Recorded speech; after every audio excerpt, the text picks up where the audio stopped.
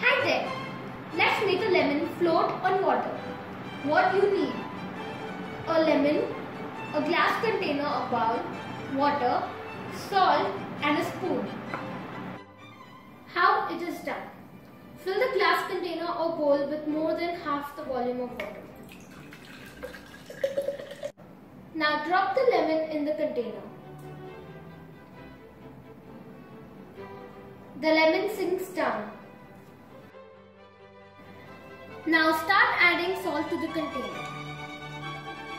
What do you see? As you add the salt to the container, the lemon begins to move upward.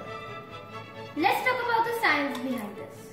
As we add salt to the water, its density goes on increasing. This happens because adding salt increases the mass of the water without changing its volume. And finally, the density of the resulting salt water is more than the density of the lemon.